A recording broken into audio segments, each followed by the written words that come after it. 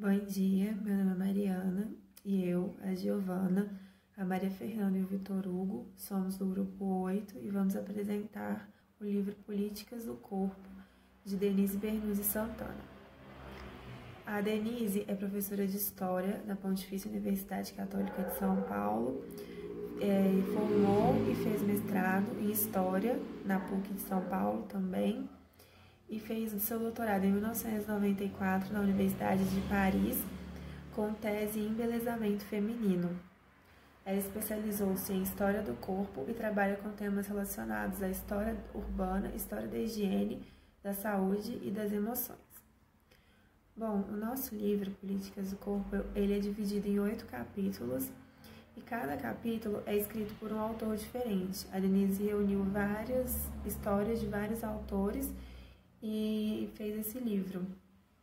O livro fala de como a nossa percepção, né, do que é belo muda ao longo dos anos e como os aparelhos corretivos, né, que ela chama no livro, eles também mudaram ao longo dos anos, como por exemplo, antigamente usavam-se os espartilhos, né, e aí depois mudou, começaram a aparecer algumas cirurgias. Depois, o que era bonito era um corpo mais atlético, e aí começaram a surgir exercícios com pesos.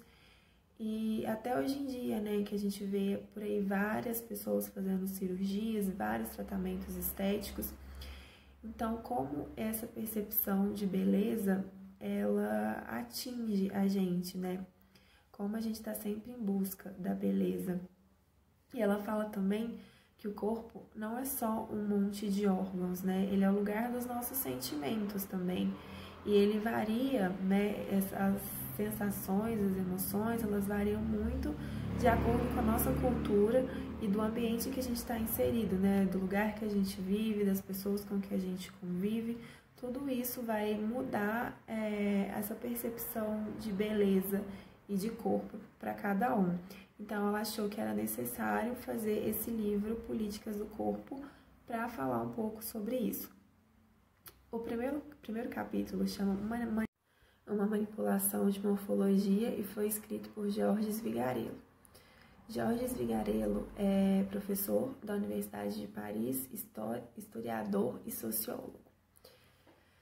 Aqui ele vai falar como os espartilhos, que antes eram aquilo que todo mundo, né, que os tutores mandavam até as crianças usarem, né, para corrigir os corpos, eles começaram a se tornar ineficazes, né? E aqui também começou a surgir alguns dispositivos corretores de fraturas e de luxações. Alguns médicos também aconselhavam as pessoas a ficarem presas a objetos, segurando objetos assim no teto, para corrigirem a morfologia, né, e os desvios vertebrais. Então, é no século XVII que começa que a cirurgia se multiplica de forma excessiva e essas aparelhagens corretivas. Os espartilhos de antigamente começaram a se tornar ineficientes e artificiais. Agora, o corpo bonito já não era mais aquele corpo dos espartilhos, né? Para eles, esses corpos eram moles e frágeis.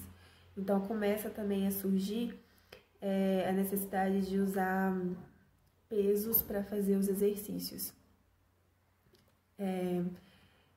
Então, durante a segunda metade do século XVIII, deseja-se, então, um trabalho ao invés da imobilidade, a forma atlética na modelação do corpo. Então, agora não é mais o corpo que sofre a pressão dos instrumentos, né, do espartilho, por exemplo. É o corpo que vai fazer essa pressão em máquinas, né? Então, eles começaram a fazer alguns espaços, eles começaram a delimitar alguns espaços para esse fim, né, de fazer esses exercícios. E eram exercícios regulamentados e planejados para que a pessoa adquirisse robustez de aparência. Então, não era mais o corpo frágil que era bem visto, e sim um corpo robusto, forte. ainda no século XIX, as ginásticas foram inseridas na escola. Então, percebe-se que esse tutor que antes mandava usar os espartilhos, agora começa a controlar nas escolas também, né? E a gente começa a ver também essa questão da disciplina, né? De controle, de militarização das pessoas, através da atividade física. Então, o que a gente pode notar nesse capítulo, né?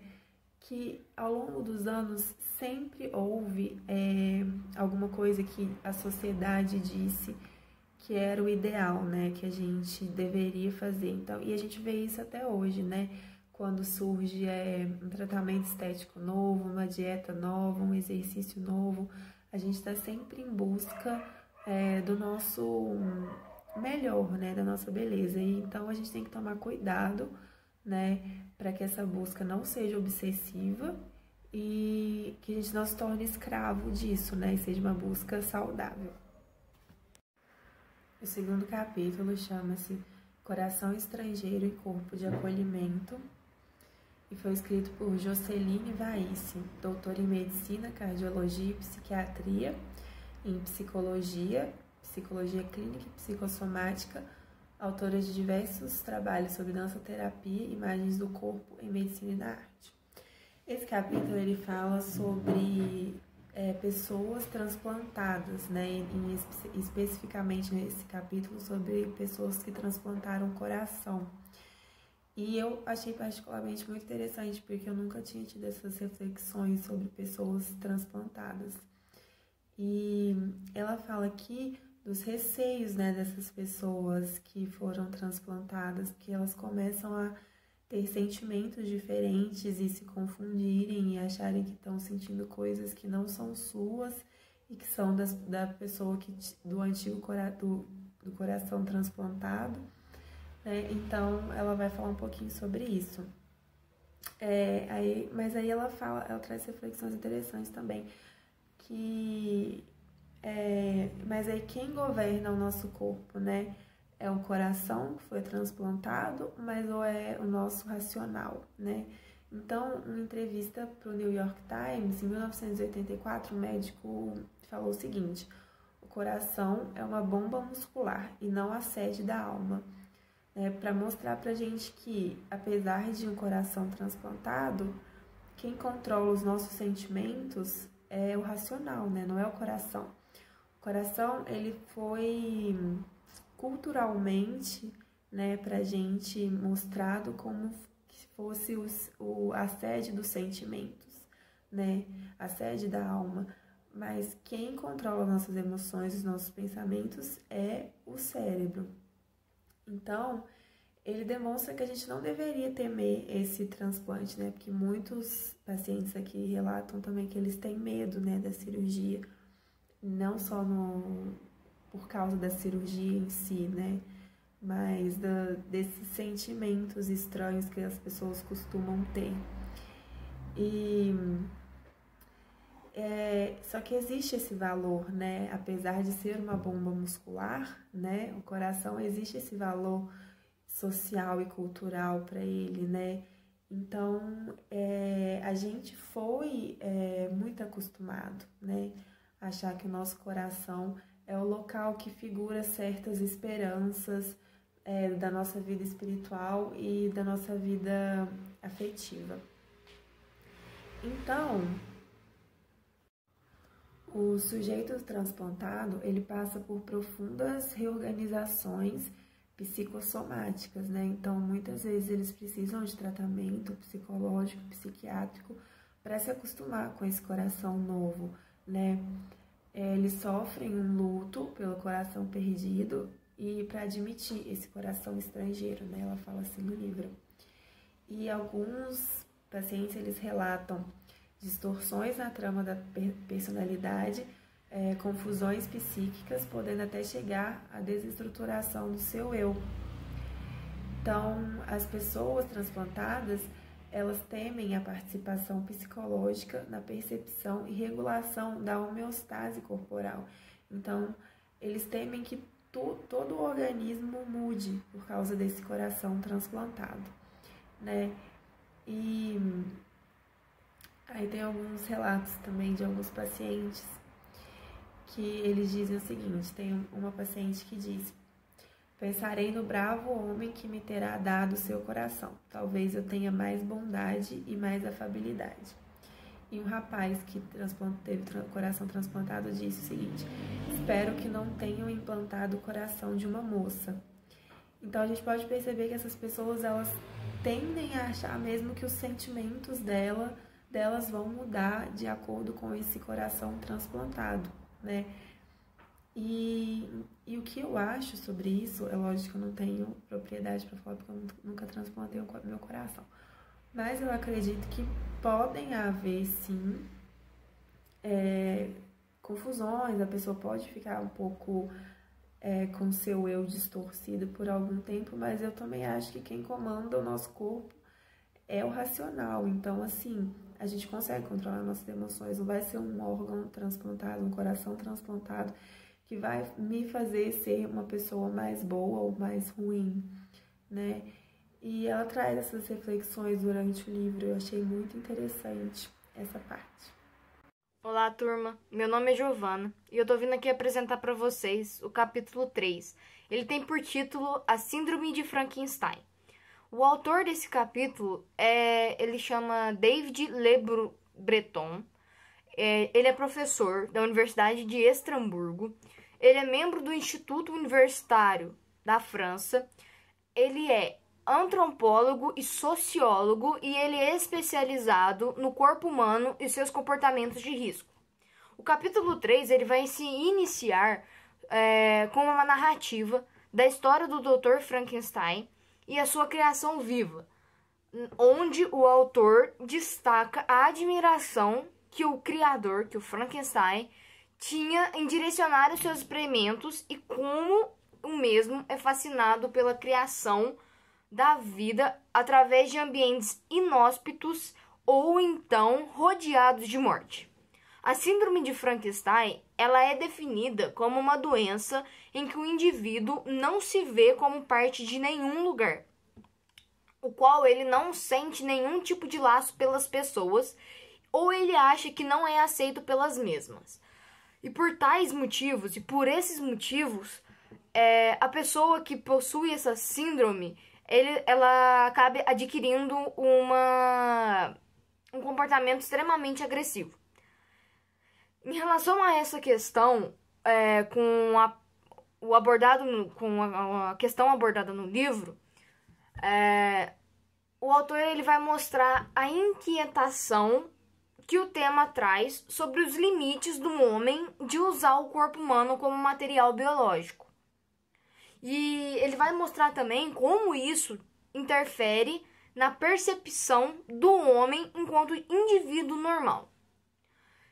E isso também vai interferir na percepção do homem como uma sociedade. Ele não vai se sentir dentro de uma sociedade.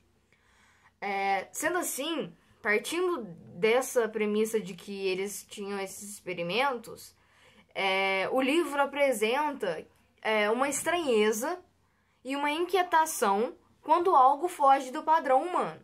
E mostrando também que tal pessoa que está fugindo do padrão humano carrega uma exclusão. Ele é excluído pelas pessoas, ele é excluído do seu nicho social. No livro também é destacado a questão dos órgãos transplantados, em que são várias interrogações que esse capítulo vai levantar e que traz como exemplo de perguntas o órgão transplantado. Ele carrega as virtudes e os pecados do doador? Até que ponto o imaginário ou o psicológico influencia no receptor em aceitar os órgãos? Essas perguntas durante o capítulo são desdobradas de distintas maneiras. Dependendo do foco, ele será utilizado para isso, em vista que possuem vários que são aceitos atualmente, podendo ser por meio da visão religiosa, política, social, científica, entre outras. Dando continuidade, a partir dessas visões citadas, uma outra discussão que é aberta durante o capítulo é sobre a respeito dos indivíduos que estão em estado vegetativo ou em coma irreversível. E como essas questões serão resolvidas, e ele também traz diversas perguntas. Essas pessoas que estão em coma induzido, é uma vida? Aonde se começa a vida? Aonde termina a vida?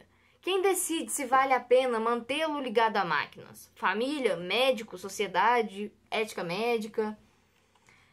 E nesse capítulo ele vai mostrar um projeto chamado Hermes Brandeck, não sei se é assim que se pronuncia, e que ele foi criado por um brasileiro chamado Luiz Fernando da Silva Borges, quando ele tinha aproximadamente 18 anos, o qual ele é composto por um dispositivo portátil capaz de detectar se a pessoa está em estado vegetativo ou em coma. Ele consegue, esse aplicativo, esse dispositivo, consegue responder a comandos usando apenas os seus pensamentos, em vista de que esses pensamentos não conseguirão usar as tecnologias que necessitam, que às vezes movimentam os olhos. Por meio dessa criação, muitas das questões levantadas no parágrafo anterior serão colocadas em xeque ou então carregarão a maior indecisão. E aí o capítulo traz uma pergunta. E afinal, qual o motivo de mexer em um corpo morto e como é visto como algo intolerável? E ele traz outras perguntas, como isso é um resultado da influência das culturas ocidentais ou de outras? No livro é colocado da seguinte maneira: pensar o corpo é outra maneira de pensar o mundo e o vínculo social, uma perturbação, introduzida na configuração do corpo é uma perturbação introduzida na coerência do mundo. Eu vou falar um pouquinho sobre o capítulo 4. O título do capítulo é Obeso Benigno, Obeso Maligno. O autor desse capítulo é Claude Fischler e ele é um cientista social francês, diretor de pesquisa do Centro Nacional Francês de Pesquisa Científica e chefe do Instituto Interdisciplinar de Antropologia do Contemporâneo. No capítulo 4, são apresentadas questões a respeito do corpo dos indivíduos, mais diretamente ligada à questão do peso, em como essas características interferem na vida das pessoas, como elas são vistas, como elas são tratadas pelas pessoas. No texto, aparecem termos como lipófilos e lipófobos. Esses termos têm referência, respectivamente, em se ter uma aceitação ou até simpatia pela gordura corporal, ou então por sujeitos com maior massa gorda. Também se refere ao contrário, que seria de ter fobia a essas pessoas, ter aversão à gordura e a sujeitos que possuem esse excesso de gordura. E dessa forma, essa aceitação ou aversão, ela também está presente no próprio indivíduo, a respeito da aceitação do seu próprio corpo ou não. No capítulo é apresentada uma ambivalência do gordo, em que, por exemplo, a profissão exercida pela pessoa determina o peso como uma pauta importante a ser considerada. Sendo assim, a função exercida do indivíduo determina e contribui para a sua aceitação ou não na sociedade. Um exemplo é de um sujeito que trabalha carregando pesos. Se ele apresentar um corpo com uma massa corporal maior do que geralmente as pessoas possuem, ela não vai ser vista com maus olhos, porque, segundo aquela profissão, ela precisaria ter mais força, ser maior. Então, a profissão, ela influencia muito nesse aspecto, como os padrões, e se o corpo se apresenta fora dos padrões de magreza, ainda assim o sujeito também vai sofrer discriminação no seu ramo de trabalho. E isso está diretamente ligado até hoje na nossa sociedade. Era preciso ser bem mais gordo para ser considerado obeso e bem menos magro para ser considerado magro. No capítulo também é apresentado para nós, os leitores, o termo vasos comunicantes, que seria dois personagens opostos em que um se aproveita do outro, e no qual um é magro e o outro é gordo. Citam-se como exemplo o médico e o doente, o rico e o pobre, o chefe e o empregado. Entretanto, é afirmado que essa análise não funciona mais no século XXI e que agora o que ocorre no mundo são os ricos e os pobres, é dividido em norte e sul, onde ocorre a exploração de um pelo outro. Então, o capítulo ele se refere muito ao corpo, a como nós vemos o corpo das pessoas e como a vida na sociedade influencia o trabalho, o julgamento de um pelo outro, como a pessoa se comporta na sociedade, e esse capítulo enfatiza muito isso. Bom dia, pessoal. Bom dia, professor Márcio. Meu nome é Vitor Hugo. Eu vou estar apresentando 2 capítulos aqui para vocês. No primeiro capítulo, eu lendo assim, percebi que tem bastante importância a compreensão de 2 conceitos. Que é o que é uma sociedade narcisista e o que é uma sociedade puritanista. Caso alguém não souber a definição desses conceitos, eu procurei fazer aqui uma espécie de vocabulário e separar a definição desses 2 conceitos.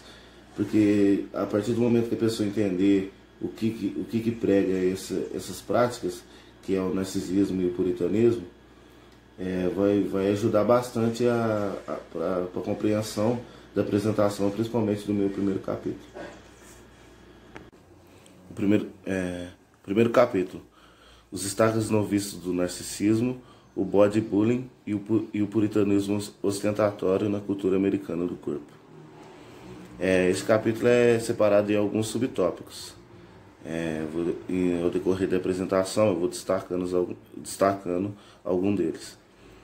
O primeiro é o músculo e espetáculo. Primeiramente, queria ressaltar que nesse capítulo, essa cultura que vai ser apresentada, ela prega bastante o que acontecia nos meados dos anos do século XIX. Hoje ainda existe essa cultura nos Estados Unidos, mas não tem tanta força como vai ser pregado no capítulo. Nos Estados Unidos, a cultura do bodybuilding tem bastante força, porque as pessoas se encantam pela anatomia dos corpos dos praticantes do bodybuilding. Então, o próprio andar de uma pessoa praticante da cultura bodybuilding encanta as pessoas na rua. Então, o andar de um bodybuilder é bastante marcado nas ruas americanas. Os braços afastados, a cabeça enfiada no pescoço, um andar praticamente robótico, são características bastante marcantes nessa cultura. Porque um bodybuilder ele não simplesmente anda nas ruas como uma pessoa normal.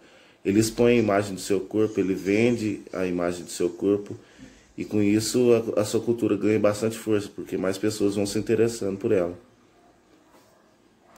Além dessa exposição urbana, os bodybuilders também eram expostos em livrarias, em supermercados, em lojas de suplementos, em ginásios.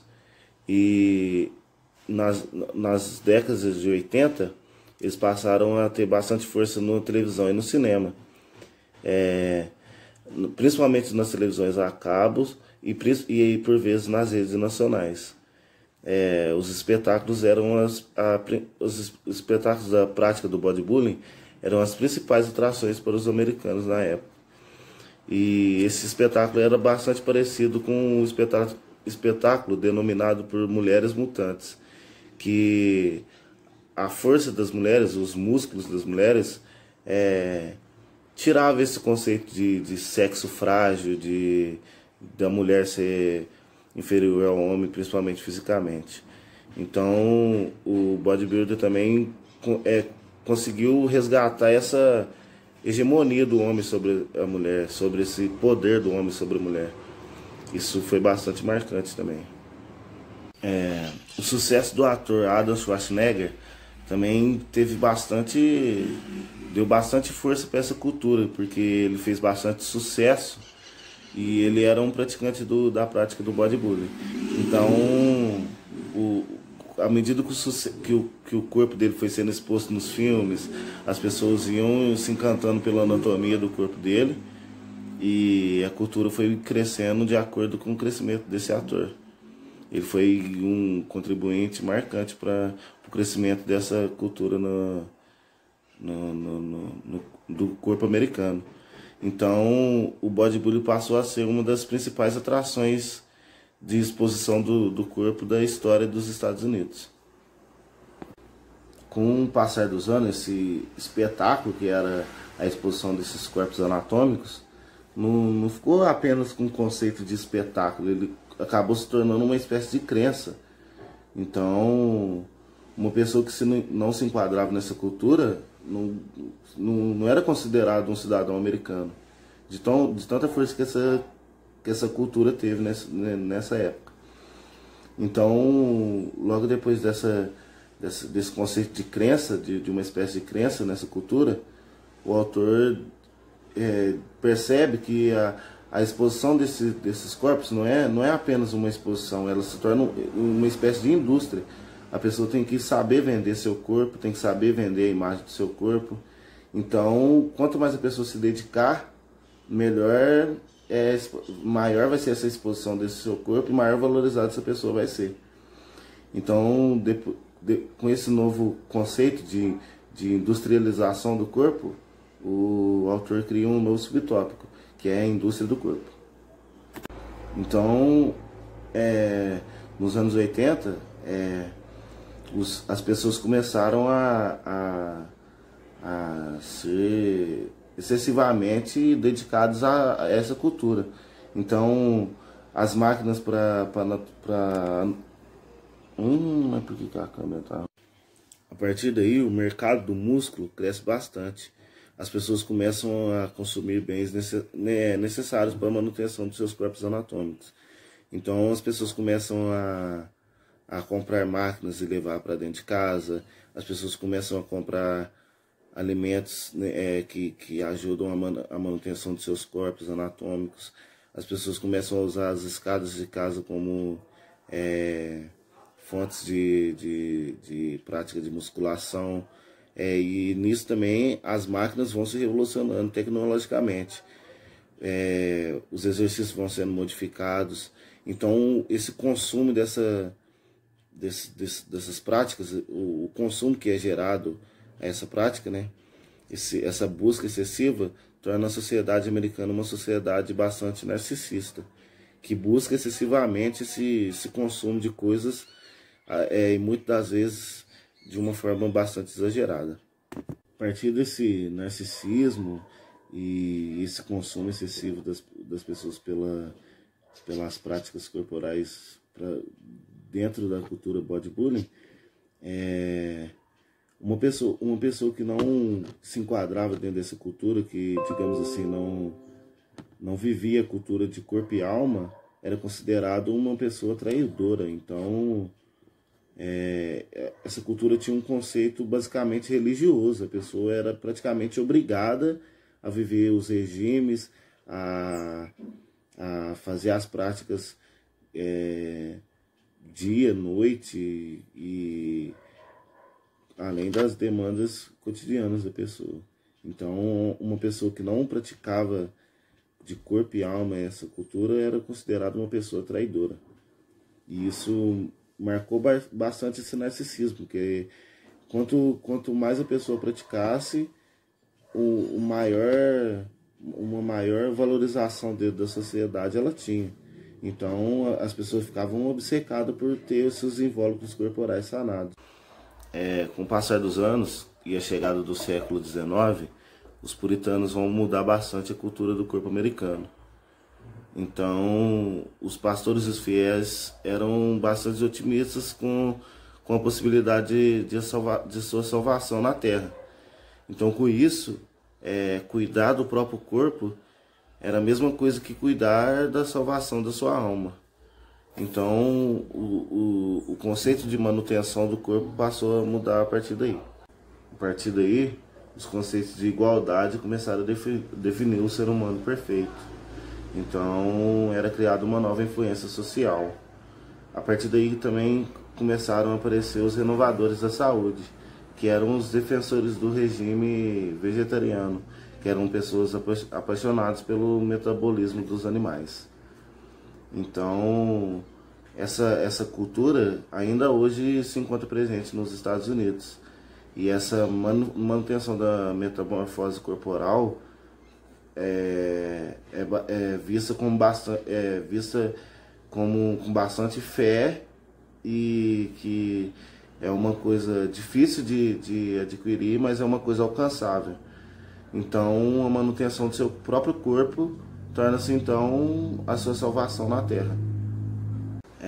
Com isso, foi criada uma espécie de eixo, que é composto por 3 componentes, que é a religião, o comércio e a saúde, em que a pessoa deve consumir alimentos saudáveis, fazer práticas dentro do que o seu corpo aguenta, a inserção dos esportes como futebol, basquete, além da prática do bodybuilding, que ainda não acabou, mas os outros esportes começam a ganhar força.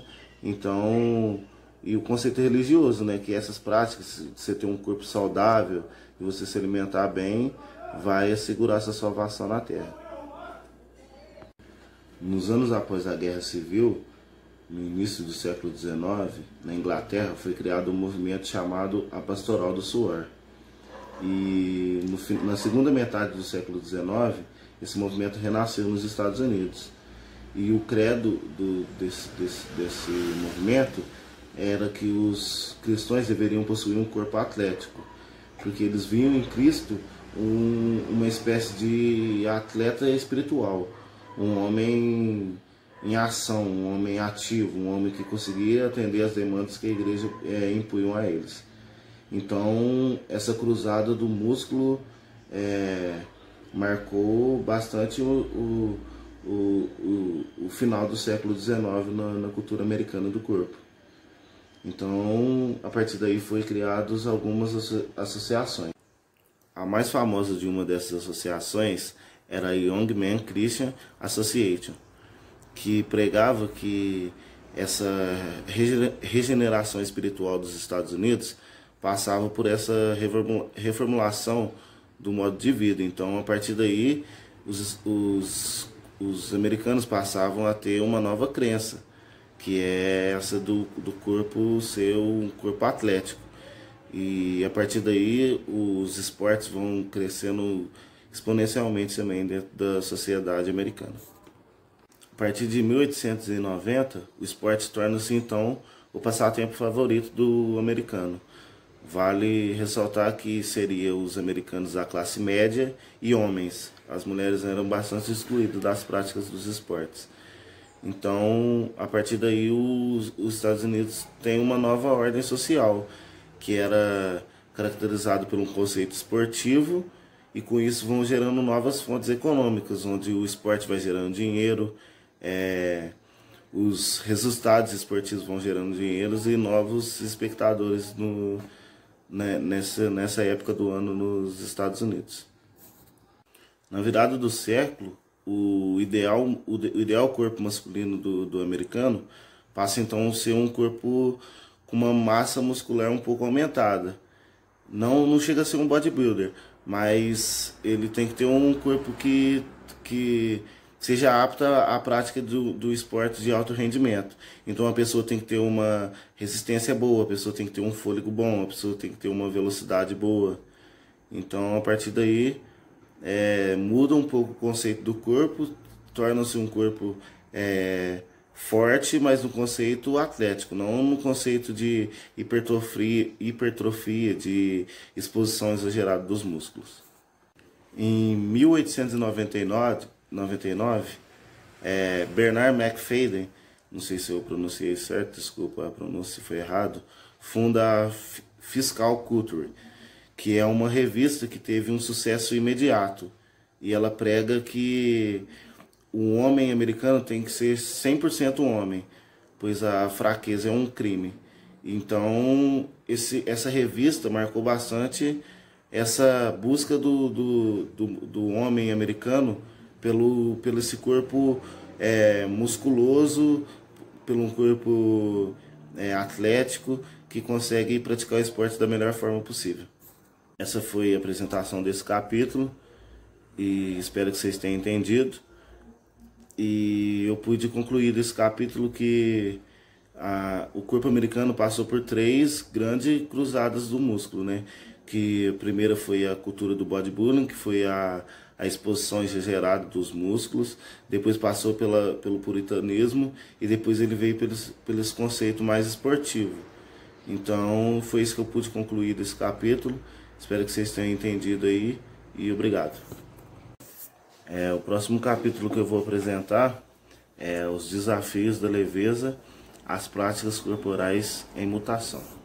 Esse capítulo mostra que o conceito esportivo ganha uma espécie de alegria no conceito das cores das roupas dos praticantes. Então, esse capítulo marca a estetização do esporte, que é bastante presente não só nos Estados Unidos, como no mundo contemporâneo. Então, com a chegada do século XX, os adolescentes trocavam as pastas pelas mochilas, e as meninas, acredito eu que hoje em dia seja a calça legging, começaram a usar a calça collant, em que ela ressalta a esbeltez da forma do corpo, dos músculos. Então, o próprio caminhar de uma pessoa que pratica esporte foi bastante modificado, onde as roupas visavam destacar a esbeltez da estrutura do corpo. Então, a partir daí, o esporte passa a ser bastante estetizado no conceito de vestuário.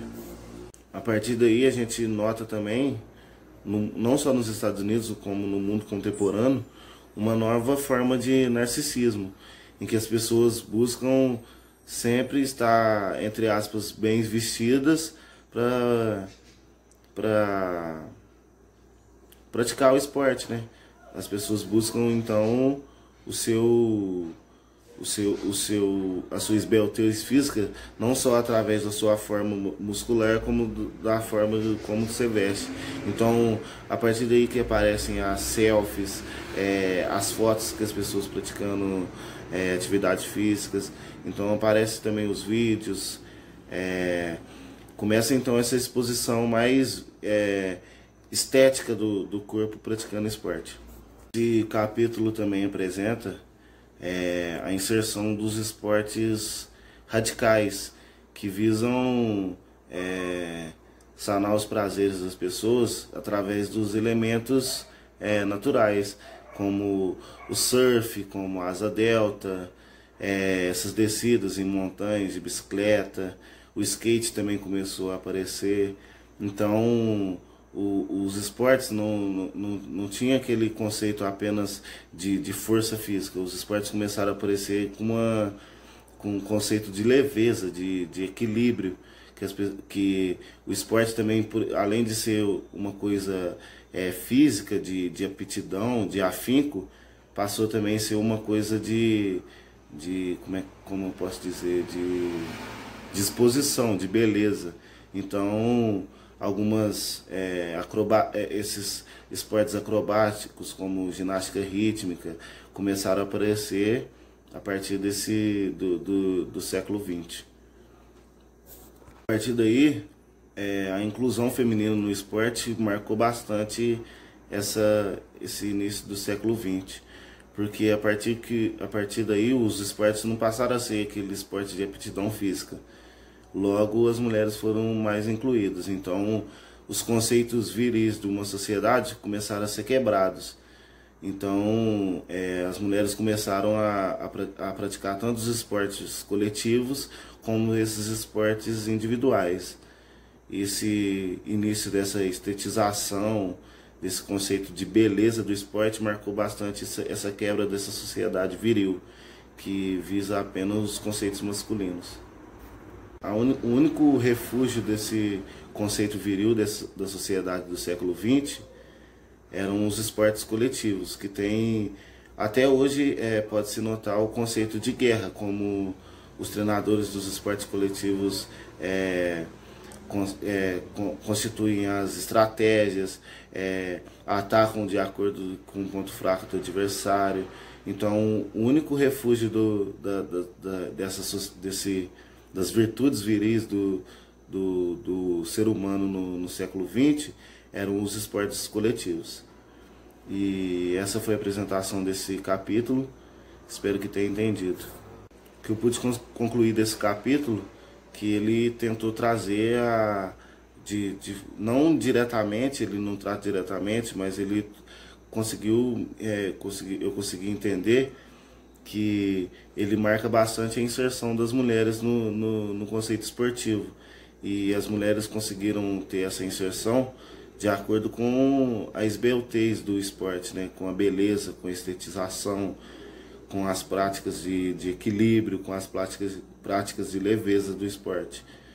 E a partir daí a gente pode citar como exemplo esse ainda que presente preconceito com a mulher no esporte, principalmente nos esportes coletivos, onde, por exemplo, o basquete masculino tem muita mais visibilidade do que o basquete feminino. O futebol masculino tem muito mais visibilidade do que o futebol feminino.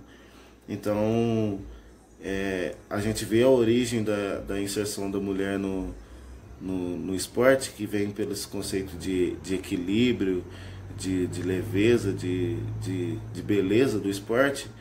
A gente meio que compreende o porquê desse preconceito ainda presente nos dias atuais, porque em esportes coletivos as mulheres são bastante fragilizadas ainda nos dias de hoje.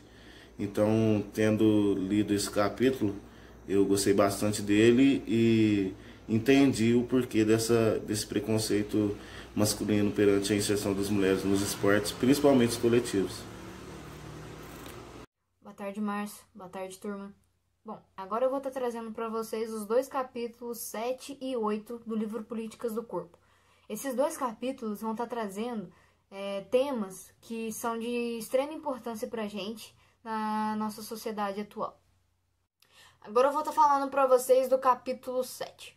O capítulo 7, ele tem por tema cuidados de si e embelezamento feminino. Um fragmento para a história do corpo no Brasil. Este capítulo ele tem por autora Denise de Bernuzzi de Santana. Essa autora ela foi formada na PUC e atualmente dá aula na mesma faculdade, na PUC de São Paulo. Ela fez o seu doutorado em História na Universidade de Paris. Bom, durante esse capítulo, Denise vai mostrar a história do embelezamento feminino no Brasil. Ela vai mostrar que como as mulheres tinham e ainda têm que cuidar e se arrumar para satisfazer as ordens de uma sociedade. Denise vai dividir o capítulo em 5 partes diferentes. Cada uma vai mostrar as diferentes épocas que o embelezamento das mulheres passou. A primeira época foi a época em que a beleza era tratada como um remédio. Ela era tratada de uma forma como uma doença. A segunda época era a época que a beleza era considerada um dom. E a terceira época era a época que surgiu uma pergunta. A pergunta é: só é feia quem quer? A quarta época foi a época em que se considerava a obsessão higiênica. E já por último, na quinta época, ela mostra o prazer de ser eu mesma. Ela traz um enfoque para mostrar para as mulheres como é ser o prazer de se cuidar e se sentir como você mesma. A autora, durante todo o capítulo, vai tentar mostrar por que a beleza ela é associada à figura feminina. E como essa associação da beleza à figura feminina aconteceu. Ela também traz o interesse de empresas e de indústrias farmacêuticas em produzir medicamentos e cosméticos para as mulheres cuidarem das suas belezas. Durante esses subtítulos que o capítulo traz, ela vem expondo a história do embelezamento, das diversas passagens da medicina ao esporte, passando pela higiene e, por último, pela moda. Essa é uma história da beleza feminina, é uma história heterogênea e muito pouco explorada pelas pessoas. Para começar a falar das épocas, eu vou falar da primeira divisão feita por Denise dentro desse capítulo. Essa divisão, o primeiro, é no tempo que os remédios curavam a feiura. Nesta parte, a autora vai apresentar a época entre os anos de 1900 e 1930, em que a beleza feminina era tratada como uma doença, e que a cura para essa doença eram os remédios que começaram a existir durante esses anos. A mídia, jornais e revistas daquele tempo começaram a trazer pomadas e métodos de como se eliminar qualquer tipo de imperfeição que o corpo da mulher poderia ter. Esses produtos eram considerados polivalentes, ou seja, eles têm várias funções, múltiplas funções, e por esse motivo eram considerados de extrema eficácia. Os problemas da beleza eram assimilados às faltas de saúde, e por isso a feiura era algo que fazia as mulheres menos mulheres para as pessoas daquela época.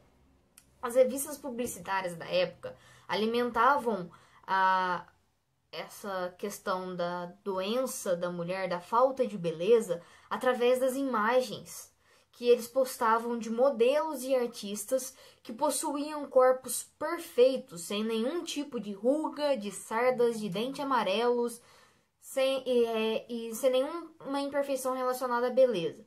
Isso fazia com que estimulasse as mulheres a tratarem a sua falta de beleza, que era considerado na época.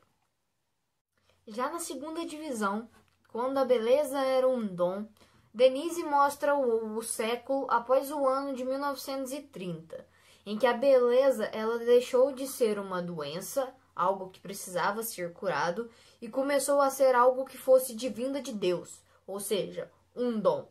Segundo a igreja da época, a verdadeira beleza de uma mulher era advinda de Deus. E aí, com isso, as mulheres, elas começaram a ter que se adaptar a isso.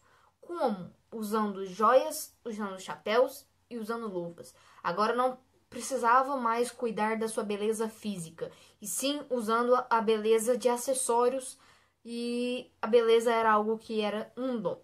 Segundo o Irajá, que era um médico e escritor, a beleza física é uma obra de natureza divina que é presente nos céus. A beleza, segundo os escritores da época, é algo que irá atualizar o dualismo entre corpo e alma. Para a igreja, pintar o rosto ou passar maquiagem era algo que destruía as imagens religiosas da mulher de boa família e que estava imitando uma obra da natureza. Para que nenhuma mulher cometesse erros contra a sua beleza e contra o que mandava a época, que mandava a igreja e que dizia que era um dom, eles criaram mandamentos que apontavam tudo aquilo que a mulher deveria ou não fazer com o seu próprio corpo. E isso mostrava que as mulheres passaram da medicina para a igreja, que foi a parte que mostrava que só era bonita quem recebia isso de Deus. Bom, a terceira parte do capítulo, que fala "Só é feia quem quer", traz uma pergunta que durante o período que ocorreu essa pergunta foi muito discutida, visto que antes ser bela era uma obrigação das mulheres. Bom, com o passar dos anos, isso se tornou algo ultrapassado. A questão de ser por obrigação bela se tornou ultrapassado, e que foram trocadas por outras teorias e explicações mais exatas do que é a beleza e do porquê as mulheres deveriam se cuidar. E qual seria a importância de ser bela para que essas mulheres se sentissem bem.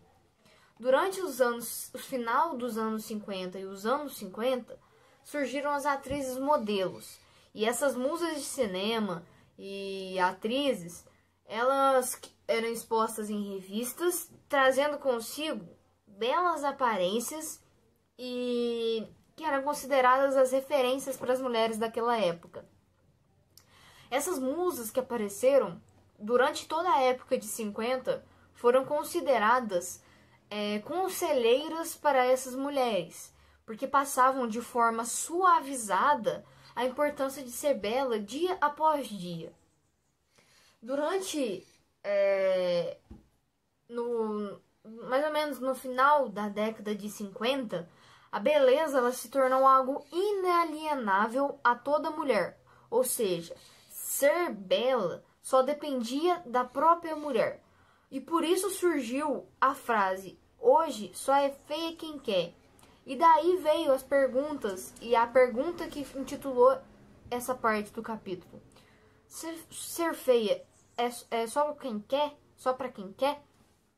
E, portanto, na época, eles chegaram à conclusão de que quem recusasse a ser bela era uma negligência por parte dessa mulher e que deveria ser combatida pelas pessoas durante aquela época. A autora Denise, ela concluiu que cada mulher se torna única e responsável por sua aparência. Ou seja, os cuidados de beleza só dependiam delas mesmas e de mais ninguém. O aprendizado dessas mulheres para poderem se cuidar vinham dos comerciais de beleza que existiam na época, que traziam como cuidar do seu próprio corpo e como se sentir bela. Então, a parte da mulher cuidar de você mesma através dos comerciais acabou deixando e excluindo uma tradição que era anterior, que as mulheres tinham encontros secretos dos homens e dos conselheiros e que esses encontros elas passavam a fórmula da beleza para as outras mulheres, ou seja, a beleza era passada de geração em geração. Os modos de ser bela eram passados de geração em geração. E isso, no final da década de 50, foi quebrado, porque os comerciais já passavam como ser bela. E as modelos, musas e atrizes também já passavam como ser bela para essas mulheres. E foi por isso que esse paradigma de ser de geração em geração foi quebrado.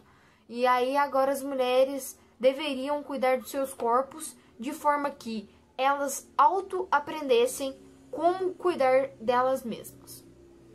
Já a quarta parte do capítulo, ele traz como tema a atualização da obsessão higiênica corpo e casa. Essa parte traz como principal assunto a valorização da higiene feminina, que passou a ser entendida como corpo e todo aquele objeto utilizado pelas mulheres, ou seja, a sua casa e as suas roupas que elas utilizavam na época. Entre os anos de 50 e o ano de 60, os conselheiros de moda e os conselheiros que ditavam como deveria ser a beleza das mulheres, começaram a dizer que para a mulher ser limpa e bela, elas deveriam ter cada detalhe, até mesmo os lugares não visíveis, como por exemplo, o do corpo e da casa, sem nenhum tipo de sujeira. Não poderia nem ter nenhum tipo de sujeira à vista. Por conta desse todo esse excesso de limpeza no corpo das mulheres, as empresas de produtos de beleza começaram a surgir com novos produtos, como por exemplo, sabonetes, shampoos, cremes e perfumes. E essa obsessão pela higiene nesta época era considerado pelas pessoas e pelos conselheiros como uma forma de manter os laços conjugais com os homens. Ou seja, era uma questão mais sexualizada da coisa. Eles falavam que se a mulher fosse limpa, bela, elas estariam segurando mais o seu matrimônio. Para todos desse tempo, a limpeza da casa, que é considerado o termômetro da alma feminina, já que na época as mulheres que eram as responsáveis por cuidar da casa, era de extrema importância. Por isso, deixar a casa limpa, cheirosa e sem nenhum tipo de sujeira mostrava que a mulher era limpa e bela. E por isso foi que surgiu os materiais de limpeza de casas. Esses materiais eram materiais descartáveis e que facilitavam a limpeza da casa das mulheres. O exemplo de produtos que começaram a surgir na época são buchas ou esponjas, pano de prato e piso de sinteco. O piso de sinteco e as pias de alumínio facilitavam muito a limpeza das mulheres e das superfícies. Mais para frente desses anos, a falta de higiene corporal e do sacrifício a fazer a favor da limpeza e da beleza do corpo começaram a desaparecer. E aí começaram a surgir os conselheiros e as equipes de reportagem em jornais que falavam e que buscavam exaltar, mostravam através de mulheres, de atrizes e de superstars, enfim, mostravam que a mulher deveria se sentir bela para sentir o prazer de se embelezar sem esforço nenhum e sem dor. Isso acabou quebrando com o paradigma de que elas teriam que se embelezar para manter os seus laços conjugais. Bom, e agora eu vou falar do último tópico do capítulo, que vai trazer como tema o prazer de ser eu mesma. E que diz que, a partir dos anos 60, as mulheres começaram a deixar de se cuidar para agradar uma sociedade e começaram a se cuidar para agradar a si mesmas. Começaram a buscar a ser iguais a todo mundo e de cuidar de seus próprios corpos. As campanhas publicitárias começaram a trazer mulheres sensuais e descontraídas, querendo assim atrair cada vez mais as mulheres a querer cuidar de seus próprios corpos, a cuidar de si mesmas.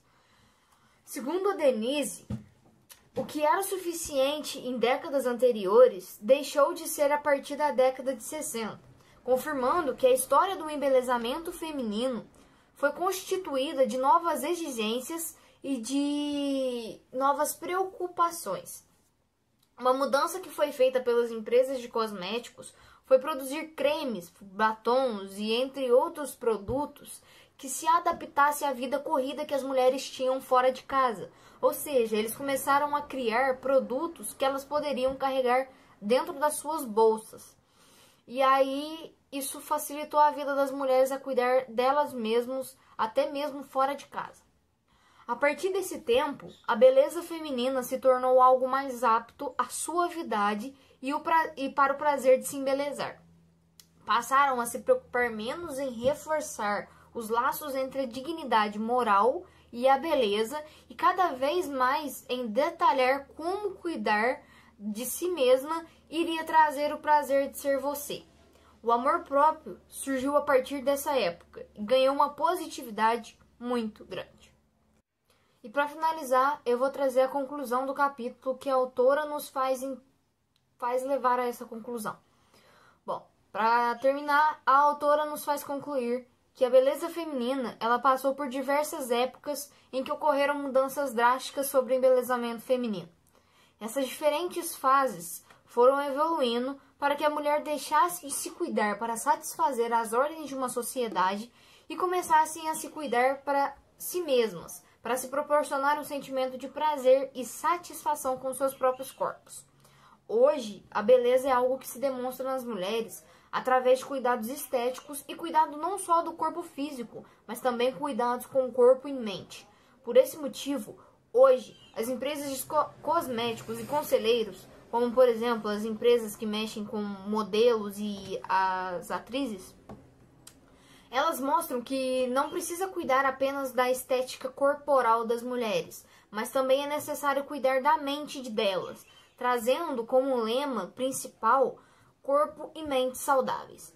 Por isso, as mulheres de hoje em dia consideram prazerosos o cuidar do seu próprio corpo, aumentando assim a autoestima e seus modos de viver. Agora eu vou começar falando para vocês do capítulo 8, que tem como autor Jean Claude Smith. Ele foi professor em Paris e ele foi considerado um dos mais importantes historiadores da sua época.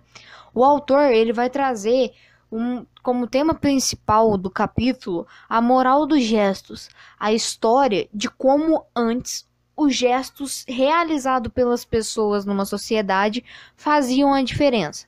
Segundo o autor, o caráter de uma pessoa era definido de acordo com os gestos que a mesma realizava. Um exemplo é a forma de falar, a forma de mexer com as mãos, a forma de se andar, entre outras situações de gestos que a gente faz no dia a dia.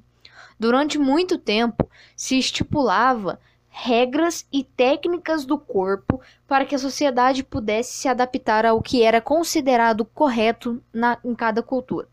O autor, nesse capítulo, ele vem querendo retratar um fragmento da história da moral estoica romana, mostrando principalmente a noção dos gestos e os valores éticos que inspiraram no passado a definição dos modelos ideais de gestos. O objetivo foi muito além de mostrar o caráter em parte imutável. Ele resolveu também mostrar uma análise mais fina das transformações que sempre remetem às mudanças históricas mais gerais.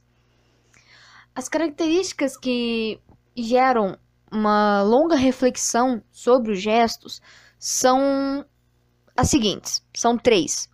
A primeira é a reflexão sobre os gestos que são essencialmente de natureza ética. Ela pode definir o bom e o mau gesto, em nome dos valores universais que podem ser ou a razão de Deus ou a razão humana. Já a segunda é que o gesto é considerado como expressão física exterior e da alma interior. E para acabar em terceiro lugar, a relação entre corpo e alma, que segundo a tradição ética é estabelecido pelos gestos. Durante esse capítulo, o autor irá dividir em 3 diferentes partes. A primeira parte é os gestos e os deveres. A segunda parte é, na Alta Idade Média, o gesto não é mais objeto de reflexão. E em terceiro, no século XII, o desabrochar da moral dos gestos. A primeira parte do capítulo, que vem trazendo como tema os gestos e os deveres de Cícero a Santo Ambrósio. Durante esse capítulo, essa parte do capítulo, o autor vai trazer a palavra modéstia, a medida que garante o justo, é o significado dessa palavra, no lugar da expressão gestos, que significa gesto. Ao trazer uma nova palavra, Jean mostra que Aristóteles e Cícero, que são 2 autores que ele também citou durante essa parte do capítulo, vão se contrariar em relação ao significado do que é o gesto para eles. Para Cícero, para ensinar um adolescente ou um jovem os seus preceitos, é necessário que a pessoa tome consciência dos seus deveres, ou seja, aqueles que convêm à sua idade. O jovem deverá tomar conta dos seus deveres, aqueles que vão convenhar à sua idade, a fim de alcançar uma finalidade moral, que eles chamaram na época de honestum, que é a beleza moral. Segundo Cícero, a beleza moral ou honestum se difunde em 4 virtudes diferentes: a ciência, o discernimento do verdadeiro, a prudência e a sabedoria. Ora são os movimentos e atitudes, como por exemplo, caminhar, a maneira de se sentar, de se inclinar à mesa, movimentos da mão, que irão traduzir para o exterior sobre os olhos os julgamentos dos outros romanos. E no final desse tópico, o Jean ele vai trazer e vai dizer que os estoicos trazem que o comportamento correto das pessoas, da sociedade, deveria ser um andar modesto, uma fisionomia calma, que iria inspirar os homens que possuíam gestos de senso. Muitos diziam que o gesto era o que iria sustentar as bases de uma sociedade correta e coerente. Já na segunda parte, o o autor ele vai trazer como tema principal na Alta Idade Média, o gesto não é mais objeto de reflexão. Neste exposto do capítulo, o autor vai trazer que o gesto agora passou a não ter mais ordem especulativa. A palavra gestos começa a desaparecer pouco a pouco do vocabulário dos romanos da época. Isso era um sinal de que a atenção específica dada para os gestos está se dissipando da sociedade.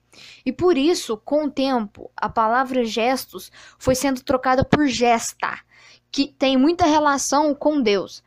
E de maneira significativa, vários autores mencionaram o uso do corpo para alimentar seus vícios.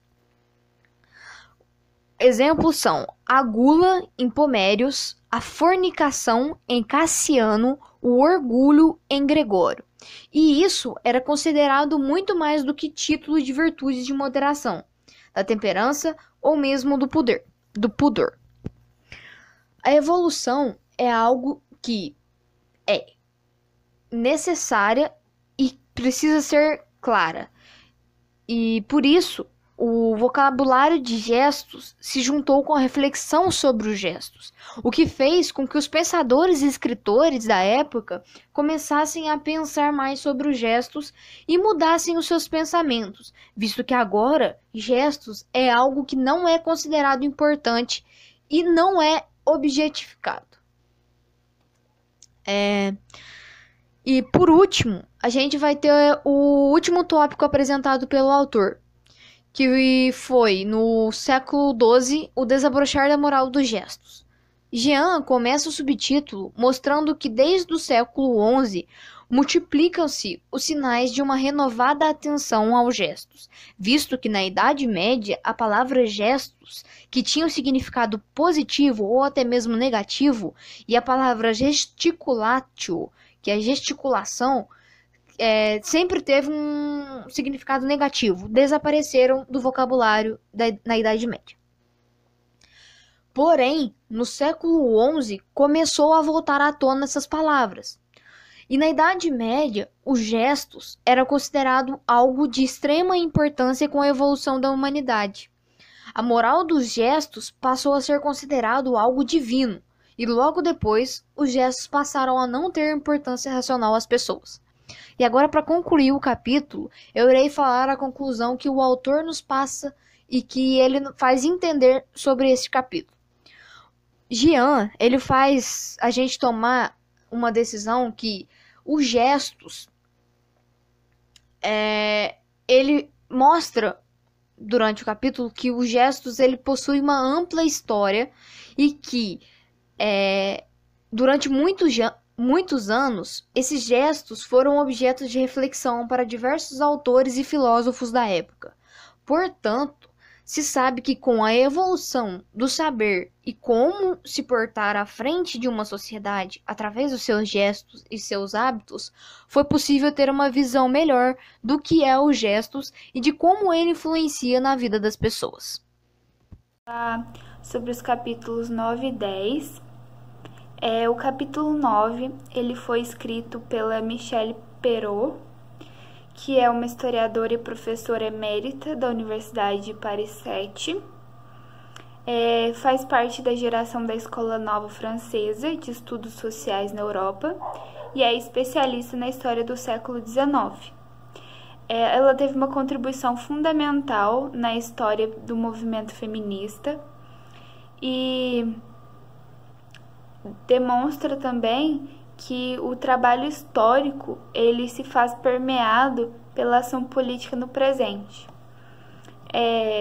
O capítulo 9 ele tem o título de Marianne e a Lulu, as imagens da mulher, e retrata as visões que cercam a mulher no século XIX, em Paris, na França, e mostra o modo de vida, como essas mulheres eram submissas e como era a visão da sociedade diante delas.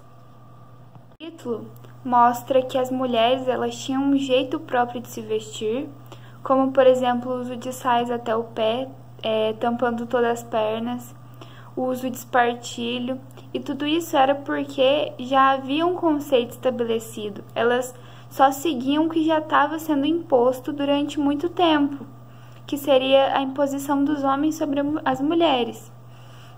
Além disso, as mulheres elas tinham vidas bem diferentes dos homens, em relação à ocupação de trabalho, como o seu tempo era distribuído durante o dia, os lugares que eles frequentavam eram bem diferentes e eram como se não fossem mais dois sexos, e sim dois povos diferentes. Os homens geralmente trabalhavam fora e tinham uma vida social, que seria a de sair com os amigos, frequentar lugares públicos. Já as mulheres, elas só poderiam frequentar lugares que tinham relação com as suas tarefas domésticas, que seriam salões de chá, igrejas, tanques de lavar, mercados. Ela era adulada e estreitamente vigiada. Os lugares chiques só tinham os rapazes e, quando as mulheres iam, que era bem raro, elas sempre iam acompanhadas, porque se elas não fossem acompanhadas, tinha um risco de se tornarem alvo de zombaria. Os homens zombavam das mulheres que iam sozinhas nesses lugares, quando elas iam, que eram bem raramente.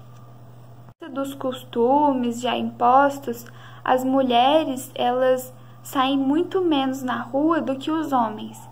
Elas praticamente abandonam a rua, e principalmente à noite. Porque quando elas saem à noite, elas se tornam uma presa em potencial. E as mulheres, elas, quando vão sair de casa, elas já têm um trajeto demarcado. É como se elas soubessem exatamente por onde passar e onde ir todas as vezes que fossem sair. E raramente elas saíam sozinhas, eram sempre acompanhadas. Um exemplo é o da senhorita, que vai às aulas de piano e vai sempre acompanhada pela mãe, nunca sozinha. Porque para as mulheres saía como se fosse uma aventura, é cheio de regras. O corpo feminino, ele se cobre, ele sempre está sendo encobrido. E isso é de geração em geração, de tempos em tempos. Um exemplo é que no Segundo Império, os peitos eles eram exibidos com uma maior expressividade. Já em 1900, a sociedade preferia a utilização de golas altas. Então, o modo de se vestir varia muito de tempo em tempo e de como os homens se impõem sobre isso. Em 1880, foi deixado de lado o saiote de crinolina, que era como se fosse uma gaiola de ferro. E isso foi um marco bem interessante da época. A cidade sonha com a mulher e torna um emblema, um símbolo. E isso reflete muito na sociedade, porque a mulher ela não podia dar opiniões, ela não era escutada e não estava presente ali no espaço público, mas ela estava por toda parte como decoração e espetáculo para os homens. A mulher ela é feita de símbolo, e um exemplo disso é que constantemente a característica feminina está presente nas estátuas de revolução. E é por isso que a Máscula República se encarnou na mulher, que seria a Mariane, que está presente no título. Maria é um modo de expressar de forma simples, clara e objetiva todos os quesitos. E cada detalhe conta. O chapéu que é usado na estátua, a nudez, o comprimento do vestido, tudo isso serve de forma objetiva para passar as ideias daquela estátua. E toda revolução começa de uma forma simbólica, antes de se estruturar e tudo mais. Então a gente vê que o aspecto feminino é muito mais importante do que a gente pensa. E o livro retrata muito bem isso. O uso de símbolos femininos nas estátuas é evidente, e a gente tem vários exemplos disso, como a estátua da monarquia, que seria uma mulher soberba, a anarquia, que seria uma megera, a liberdade, que seria uma mulher segurando uma lança. Todas essas são características dadas de forma a passar realmente as ideias, e são escolhidos as características femininas. A Mariane, citada em todo o capítulo, recebeu esse nome por ser um nome muito popular e que era empregado, de certa forma, com zombaria pelas beatas. As beatas seriam mulheres que se dedicam excessivamente à religião. Então, ela recebeu esse nome de zombaria pelas beatas das cidadezinhas. Também passa a ideia de que cada campo tem a sua mulher. O povo, que seria a esquerda, representa a mulher de pé e fogosa. Já o poder representa como a mãe fecunda, a gloriosa. Outros aspectos também representam a mulher, e isso é citado no texto. Por exemplo, a Igreja Católica utiliza a mãe, que seria a Virgem Maria. E a Mariane, que é citada durante todo o capítulo, ela encarna muito tempo a social, que seria a dos revolucionários, que seria mantido e influenciado pelas tradições democráticas. E há a substituição da Mariane por heróis musculosos e produtores, que seriam o operário com braços fortes, o mineiro, o ferreiro, e isso torna um emblema do proletariado. Há evidenciado também um corte entre Paris, que seria o leste, popular e republicano, e o oeste, que seria o burguês e conservador. Eles esperavam que com essa divisão a Mariane fosse reduzida, se tornasse um objeto banal, uma ideia banal no cenário democrático. Porém, ela desencadeou paixões nos franceses. Os franceses viam ela como motivo de lutar pelos seus direitos. Além disso, a gente percebe no livro, no texto, que há um mundo de objetos, com imagens, estátuas, móveis, um cenário da cidade. E se você coloca uma estátua no meio da praça, as pessoas vão passar por ali e vão se lembrar dos seus ideais. É como se fosse uma bandeira, a memória de pedra, que está cheia de sentidos e contextos. Então, isso é muito importante, é mais do que apenas uma estátua, um objeto. E esse teatro todo, ele é dirigido pelos homens e as mulheres são apenas o cenário. O homem está ali mantendo o controle sobre a sociedade. Além disso, no texto é inserido o nome Lu, que está presente no título também. E essa Lu, ela frequenta telas, objetos, móveis. É como se ela estivesse em todo lugar, como publicidade, e sendo submetida à mercadoria. E um exemplo disso são os biscoitos Lu, que seria... Se você consome esse biscoito, você estaria consumindo a mulher. O texto, ele retrata também a arte novel, que foi um movimento artístico do fim do século XIX. Esse movimento, ele buscava associar todas as formas de arte, da pintura à ourivesaria, e focava no campo das artes decorativas. E é através desse conceito que surge o Modern Style, que foca na mulher como objeto apenas e não tem a individualidade, apenas um objeto, e transforma apenas um estereótipo de forma universal, sem expressão própria.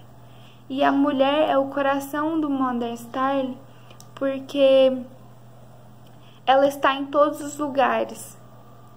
Ela é um objeto, ela é prisioneira. Todos esses conceitos, a autora nos evidencia que no século XX houve novos desenvolvimentos do feminismo, como, por exemplo, um jornal escrito para mulheres, feito por mulheres, que reivindica a igualdade dos direitos.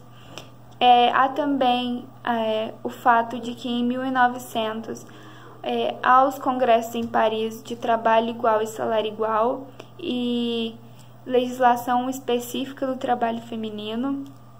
Na virada do século houve a normalização da prática esportiva feminina, a busca de roupas mais cômodas, a rejeição do espartilho, a busca de roupas que realmente trouxessem um conforto para a mulher e ela se sentisse bem.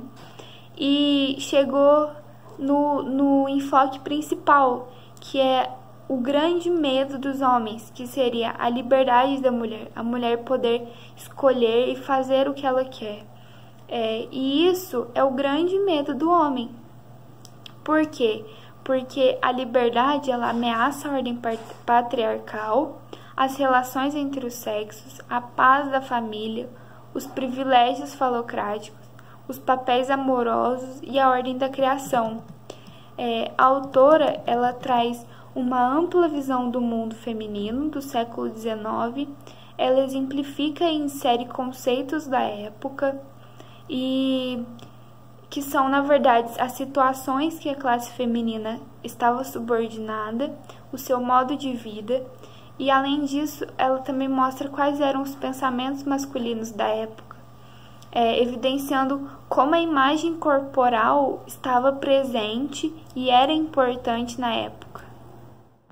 Bom, depois de conhecer mais o livro e entender os conceitos, a gente percebe que o livro é muito importante, porque ele retrata o corpo e as suas particularidades, a sua imagem na sociedade.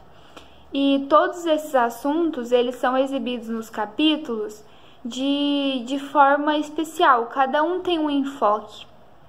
E entre os assuntos estão a dificuldade da mulher na sociedade, mostra como elas agiam e se vestiam, mostra as mudanças drásticas do embelezamento feminino, a visão e o percurso em torno dos fisiculturistas, expõe os gestos que eram utilizados pela sociedade, como as pessoas buscavam sempre novos procedimentos e alternativas para ter o corpo perfeito, mas o perfeito na visão da sociedade.